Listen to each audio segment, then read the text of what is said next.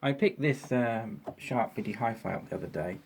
On the face of it, it looks like pretty rubbish naff 80s MIDI Hi-Fi, not really worth bothering about at all.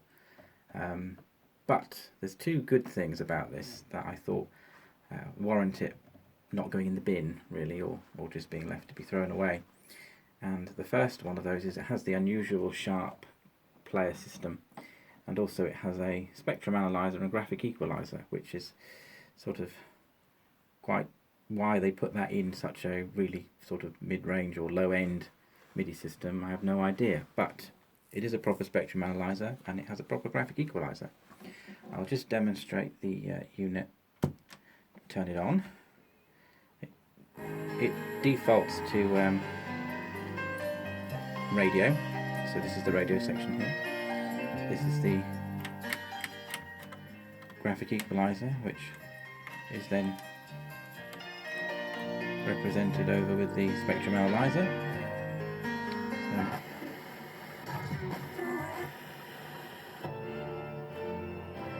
So that's the... I'll demonstrate the cassette deck. You just press play. This is auto function. There's not much really to be said about the cassette deck. It is what it is. Tape 1, tape 2. It does have a dubbing facility, and all it means is you put your tape you want to have recorded in tape 1, and you put your blank tape in tape 2, and then when you set this to ready, you put this into record pause mode. As soon as you press play on here, this automatically comes off pause, which is a bit more convenient. No, nothing more fancier than that. No high-speed dubbing or anything. It has the tape position for chrome, normal, and metal, which is quite nice, and it also has Dolby noise reduction, again, which is quite nice to have in a cassette deck. So, not quite as basic as it could be. The next interesting part is the Sharp both sides play system. I'll remove the lid so we can see it easier. You have a small platter here which the record sits on, and the idea being is that the linear tracking arm will actually go underneath the record to play. So here you can set the record speed, you can set the record size, you can just decide whether you play side A or B, decide whether you want to repeat both sides or one side. You have your both sides play, so play side A and then side B automatically. Forward and reverse, queuing, and play and stop. So if I put it onto both sides play, here is where the 45 adapter would go, the 45 adapter. I do have the manual and everything, it's all in a separate folder somewhere to keep it safe. So if I put on a record, I can demonstrate it playing. So nice easy turntable to use. You make sure both sides play selected, your speed and your size are set correctly. You press play.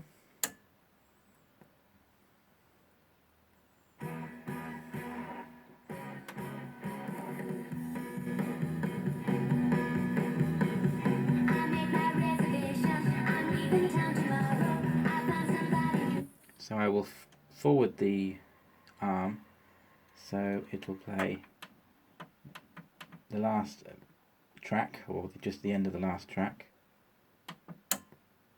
There we are. So it runs into the runoff groove. The LED changes to red, and now the stylus will go underneath the record. There we go. And we'll start playing the other side of the record.